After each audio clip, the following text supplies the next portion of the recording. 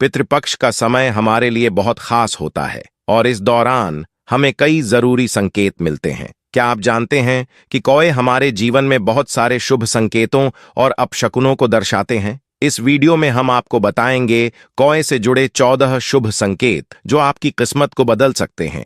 तो चलिए बिना देर किए शुरू करते हैं। फ्रेंड्स, 2024 में 18 सितंबर से 14 अक्टूबर तक पितृपक्ष चलेंगे। ऐसे में पितृपक्ष में अगर कौवा दे जाए मनुष्य को यह एक संकेत, तो समझो आपके पूर्वज आपसे बहुत प्रसन्न है। कुछ खास लोगों को ही कौवा देता है। शुभ संकेत, यह संकेत कभी किसी को मत बताना। फ्रेंड्स, कौए द्वारा बताए गए 14 शुभ संकेत। कौवा एक ऐसा प्राणी है जिसे अच्छे या बुरे की जानकारी उसके घटना के पूर्व हो जाती है। कौए को कई दिव्य शक्तियां प्राप्त हैं। वह पहले ही जान लेता है कि मनुष्य के साथ क्या क्या होने वाला है। हमारे समाज में चिरकाल से कौए को लेकर शुभ अशुभ, शगुन अपशगुन से जुड़ी बातों का उल्लेख किया जाता है। शकुन शास्त्र में भी कौए से जुड़ी अनेक रोचक जानकारियां का वर्णन मिलता है। इस वीडियो में हम आपको कौए से संबंधित शकुन अपशगुन से जुड़ी कुछ बातों की जानकारी दे रहे हैं। फ्रेंड्स, कमेंट बॉक्स में जरूर लिखें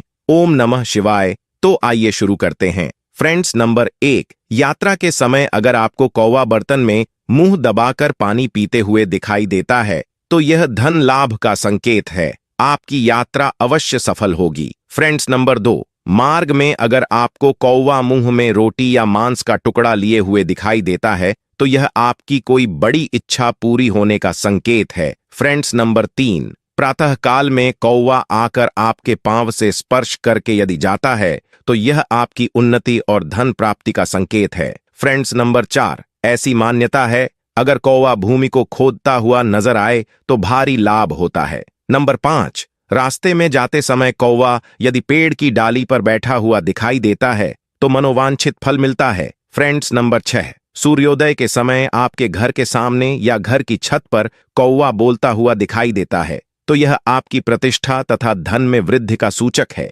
लेकिन शाम के समय कौए का छत पर आना या बोलना शुभ नहीं माना जाता। फ्रेंड्स, नंबर 7, अगर आपको कौवा अपनी चोंच में किसी बिस्किट का टुकड़ा लेकर उड़ता हुआ दिखाई पड़े तो यह आपके लिए शुभ संकेत है। फ्रेंड्स, नंबर 8, यात्रा पर जाते समय कौवा यदि मधुर वाणी बोलता हुआ आपकी दाहिनी तरफ से निकल जाए और उसी तरह उड़ता हुआ चला जाता है तो आपका कोई कठिन कार्य आश्चर्यजनक सफल होगा। फ्रेंड्स, नंबर 9, दोपहर के पहले अगर पूर्व या उत्तर दिशा से पेड़ पर बैठे हुए कौए का स्वर सुनाई दे जाए तो इसे स्त्री का संकेत माना गया है। फ्रेंड्स, नंबर 10, अगर स्त्री के सर पर पानी का घड़ा रखा हो और उस पर कौवा आकर बैठ जाए तो यह उस स्त्री के लिए शुभ संकेत है। इसे धन प्राप्ति का संकेत माना जाता है। और नंबर 11 है, अगर कौवा मुंह में रेत, अनाज, गीली मिट्टी या फल फूल भरकर आपके घर तक ले आए तो यह अचानक होने वाला धन प्राप्ति का संकेत है।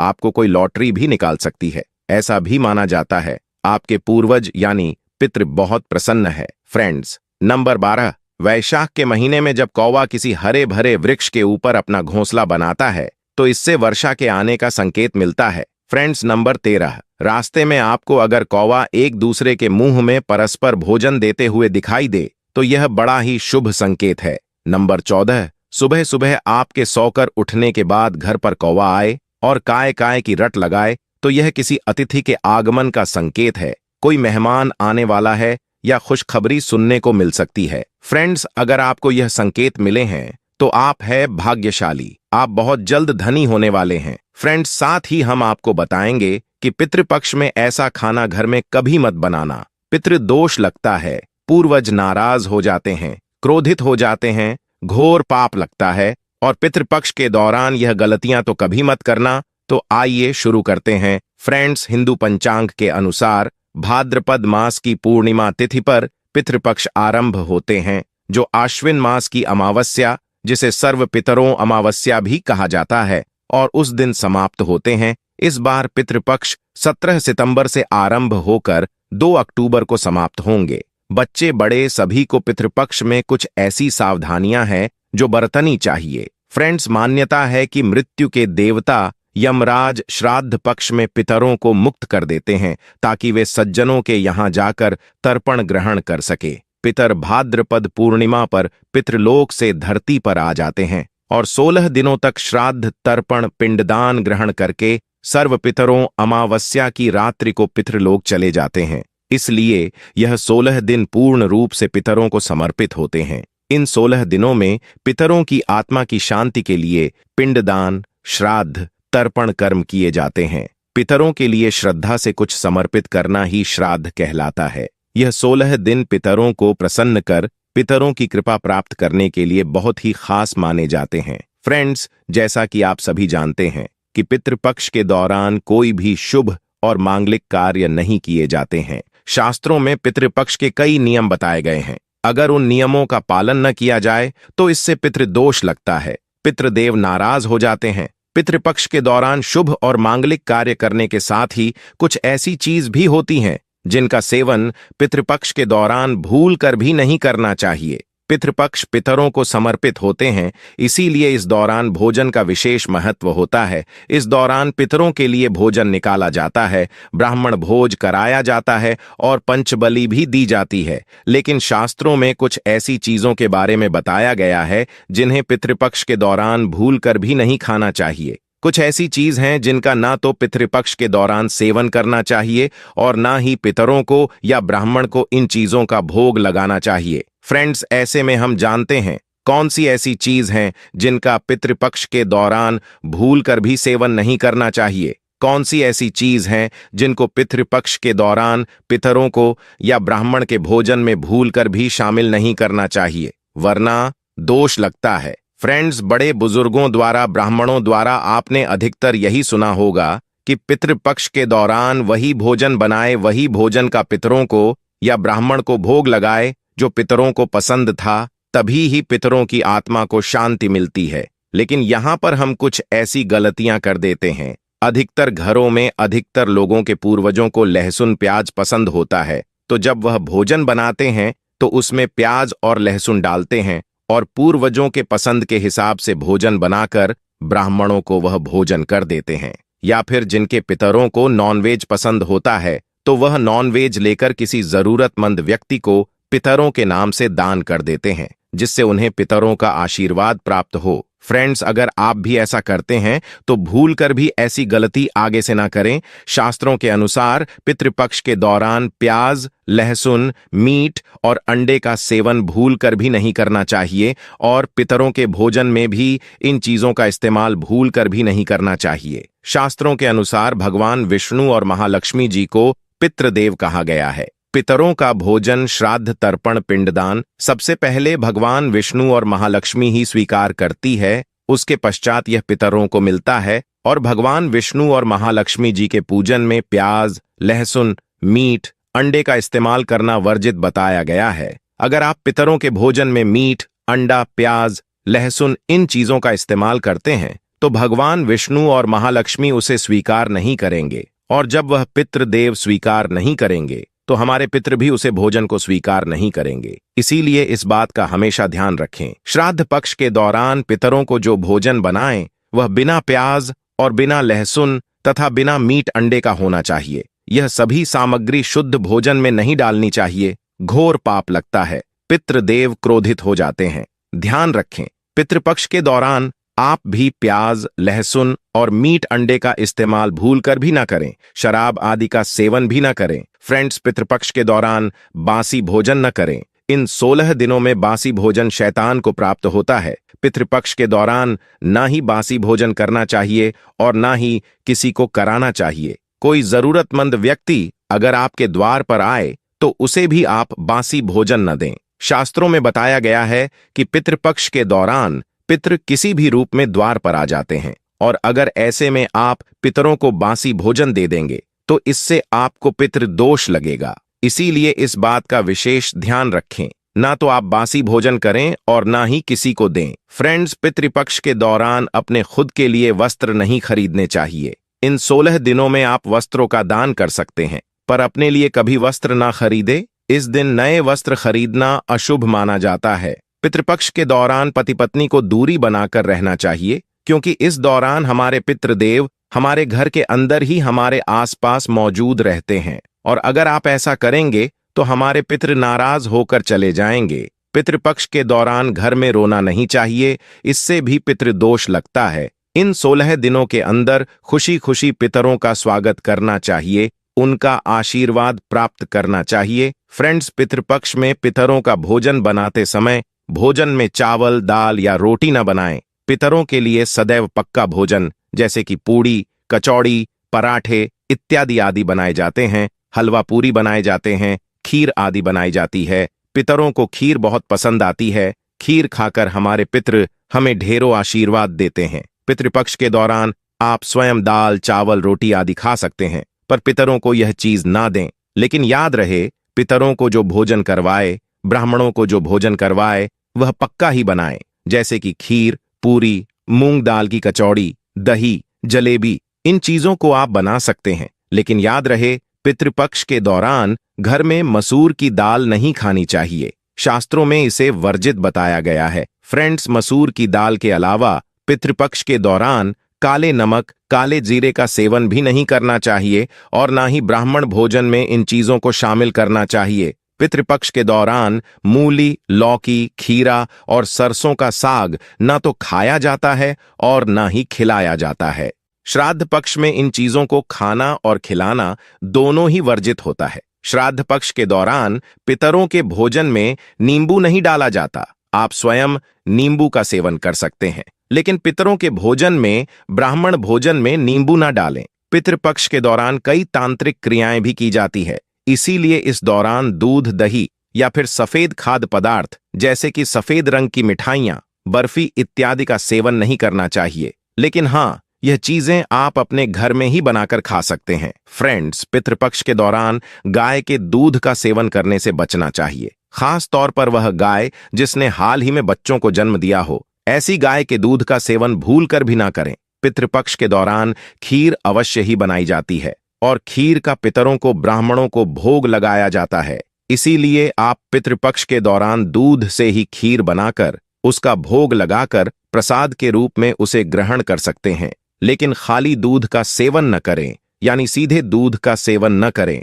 पितृपक्ष के दौरान कड़ी बनाना और खाना भी वर्जित होता है, इस बात का विशेष ध्यान रखें। पितृपक्ष के दौरान कुलथी की दाल का भी सेवन न करें। फ्रेंड्स, ध्यान रखें, पितृपक्ष के दौरान आप पितरों के लिए जो भी भोजन बनाएं, उस भोजन में आप तिल अवश्य ही डालें। पितृपक्ष में जो पितरों का भोजन बनाएं, ब्राह्मणों का जो भोजन बनाएं या पंचबली लगाए या किसी जरूरतमंद व्यक्ति को पितरों के नाम से भोजन दें, उस भोजन में थोड़े से काले तिल अवश्य ही डालें। शास्त्रों के अनुसार जिस भोजन में काले तिल होते हैं वह भोजन पितृ ग्रहण करते हैं, लेकिन जिस भोजन में काले तिल नहीं होते हैं उसे भूत पिशाच ग्रहण करते हैं। इसीलिए इस बात का विशेष ध्यान रखें। फ्रेंड्स, पितरों के भोजन में काले तिल डालकर ही आप पितरों को भोग लगाए। काले तिल भूत पिशाचों से श्राद्ध के भोजन की रक्षा करते हैं, इसीलिए इस बात का विशेष ध्यान रखें। पितृपक्ष के दौरान गलती से भी अपने पड़ोसियों का भोजन भी कभी नहीं खाना चाहिए। पितृपक्ष के दौरान उधार लिया गया पैसा अशुभ माना जाता है, इससे उल्टा कर्ज का बोझ और बढ़ जाता है। फ्रेंड्स, पितृपक्ष में कोई भी ऐसा कार्य न करें जिससे हमारे पितृ नाराज हो जाए। आप थोड़े से ही प्रयास से पितरों को प्रसन्न कर सकते हैं। फ्रेंड्स, गरुड़ पुराण के अनुसार ऐसी कौन से व्यंजन है जो आपको पितरों के लिए बनाने चाहिए? सबसे पहला है दूध और चीनी से बनी खीर। जी हाँ, पितरों के लिए अगर आप बहुत सारे व्यंजन ना बन पाए या आपकी स्थिति इस अनुकूल न हो तो पितरों की तृप्ति के लिए आपको दूध और चीनी से बनी खीर अवश्य बनानी चाहिए, जिसमें सूखे मेवे डालकर पितरों को परोसे। इस व्यंजन से उन्हें सबसे ज्यादा आनंद मिलता है और वह प्रसन्न होकर आपके द्वारा से लौटते हैं। दूसरी है कद्दू की सब्जी। गरुड़ पुराण के अनुसार कद्दू की सब्जी पितरों को बहुत अधिक प्रिय होती है। कद्दू एक सात्विक व्यंजन है जो श्राद्ध प्रसाद में अक्सर परोसा जाता है। अगर आप भी श्राद्ध का भोजन बना रहे हैं तो कद्दू की सब्जी अवश्य बनाएं और पितरों का आह्वान करते हुए उन्हें अर्पण करें। तीसरा है शुद्ध घी की रोटी। जी हाँ, शुद्ध घी से बनी रोटी अवश्य बनाएं और अपने पितरों को याद करते हुए एक रोटी कौए को और 2 छोटी रोटियां बनाकर गाय और कुत्ते को खिलाएं। इससे पितृ जिस भी रूप में धरती पर उपस्थित होंगे वे तृप्त होकर आपको अवश्य आशीर्वाद प्रदान करेंगे। चौथी है पीली मूंग दाल और सफेद उड़द दाल। इन दोनों दालों के विषय में गरुड़ पुराण में बताया गया है, जिसमें 2 दालों से बनने वाले व्यंजन, चाहे वह मीठे हों या नमकीन, अवश्य पितरों के लिए बनाने चाहिए। अगर आप उनकी श्राद्ध तिथि पर यह दालें बनाते हैं तो अधिक लाभदायी होता है। इसके अलावा आलू, गेहूं से बनी पूरी, मीठी गुड़ की रोटी, मीठे केसर वाले चावल, काले चने और बेसन से बनी चीज भी पितरों के लिए बनाई जाए तो पितृ प्रसन्न होकर उन्हें ग्रहण करते हैं। आइए अब जानते हैं भोजन कैसे बनाना चाहिए। जैसे हम ईश्वर का भोग बनाते समय उसे नहीं छकते या उसे झूठा नहीं करते, ठीक उसी प्रकार हमें पितरों का भोजन भी उन्हें अर्पण करने से पहले छकना नहीं चाहिए और ना ही झूठा करना चाहिए। भोजन बनाने से पहले आपको पूरी तरह से शुद्ध होना चाहिए। बिना स्नान आपको पितृ भोजन नहीं बनना चाहिए। और जो स्त्री मासिक धर्म में हो उस वक्त भी उन्हें पितृ भोजन को नहीं बनना चाहिए। पितृ भोजन बनाने से पहले रसोई घर को गंगा जल से, और यदि गंगा जल ना हो तो साधारण जल छिड़क कर पहले स्वच्छ कर लेना चाहिए। और उसके बाद भोजन बनाने से पहले ओम पितृदेवाय नमः या ओम वासुदेवाय नमः इन मंत्रों का उच्चारण करके ही भोजन बनाना आरंभ करना चाहिए। आइए अब जानते हैं कैसा भोजन नहीं बनना चाहिए। कई लोग मानते हैं कि उनके पितरों को मांसाहार भोजन पसंद था तो उन्हें पितृ श्राद्ध पर मांसाहारी बनाकर खिलाना चाहिए, किंतु पितृलोक में प्रवेश के पश्चात पितरों का भोजन सात्विक बन जाता है। इसलिए उनके श्राद्ध या भोजन में तामसिक व्यंजन का प्रयोग कदापि नहीं करना चाहिए। केवल सात्विक व्यंजन ही उनके लिए भोजन में बनाने और खिलाने चाहिए। तामसिक व्यंजन के साथ प्याज, अदरक, लहसुन का प्रयोग भी श्राद्ध भोजन में नहीं करना चाहिए। इन पदार्थों का प्रयोग भोजन में करने से पितृ भोजन ग्रहण नहीं कर पाते और वह भूखे ही पितृलोक लौट जाते हैं। पितृ भोजन में ज्यादा तेज मसाले का प्रयोग न करें। जितना हो सके भोजन को मीठा और सात्विक बनाना चाहिए, जिससे पितृ उन्हें आसानी से ग्रहण कर पाए। यह एक सबसे महत्वपूर्ण बात हम आपको बताना चाहेंगे। हम भोजन तो परोस देते हैं या उनका भोग पितरों की तस्वीर पर लगा देते हैं या कोई गाय कुत्ते को भी खिला देते हैं, किंतु हम भोजन के साथ जल अर्पण करना भूल जाते हैं। सबसे जरूरी है जल अर्पण करना। पितरों को आप भोजन न भी अर्पण करें, किंतु जल का अर्पण पितृपक्ष के पूरे मास में अवश्य करें, जिससे पितृ प्यासे ही पितृलोक में न जाए। इस प्रकार से आप अपने पितरों को भोजन खिलाकर संतुष्ट कर सकते हैं। फ्रेंड्स, अब जानते हैं इन 16 दिनों में पितृपक्ष के दिन कितना भी जरूरी क्यों ना हो जाए, कोई आपसे इन चीजों को उधार मांगे तो पितृपक्ष के दौरान भूल कर भी यह 4 चीज कभी किसी को ना दें, अन्यथा आपके परिवार में कंगाली देखने को मिल सकती है। आपके पितृ आपके घर का त्याग कर सकते हैं, वह रुष्ट हो जाएंगे, लग जाएगा पितृदोष। आगे बढ़ने से पहले अगर आप भगवान शिव से प्यार करते हैं तो सच्चे दिल से कमेंट बॉक्स में लिखो ओम नाम शिवाय। फ्रेंड्स, पितृपक्ष के समय में उधार देना या लेना हर व्यक्ति के जीवन में जरूरी सा हो जाता है। कोई किसी को उधार देता है तो इस बात के लिए कि उन्हें उनके जीवन में अच्छी चीज वापस प्राप्त हो सके, तो इसकी वजह से उधार देते हैं। तो कुछ व्यक्ति सामाजिक सरोकार निभाने के लिए उधार देते हैं। लेकिन फ्रेंड्स, क्या आप जानते हैं खास तौर पर पितृपक्ष के दौरान अगर आप ऐसा करते हैं तो आपके जीवन में कंगाली विद्यमान हो जाती है। इसीलिए कम से कम पितृपक्ष के दिनों में तो ऐसा ना करें। बात करते हैं सबसे पहली चीज की। पितृपक्ष पर सबसे पहली चीज तो यह है कि अपने पूर्वजों से जुड़ा धन या किसी भी प्रकार की कोई चीज आप किसी भी व्यक्ति को ना दें। जैसे कि हमारे बुजुर्गों द्वारा दिया गया कोई चांदी का सिक्का या रुपया पैसा, या फिर आशीर्वाद के तौर में दी गई कोई कीमती चीज या कोई धार्मिक वस्तु, या किसी भी प्रकार की कोई निशानी और भगवान से जुड़ी पूजा की सामग्री आप भूल कर भी किसी को उधार या फिर दान के तौर पर कभी ना दें, क्योंकि माना जाता है कि अगर आप इस प्रकार की सामग्री दूसरे व्यक्ति को दे देते हैं तो आपके पूर्वज नाराज हो जाते हैं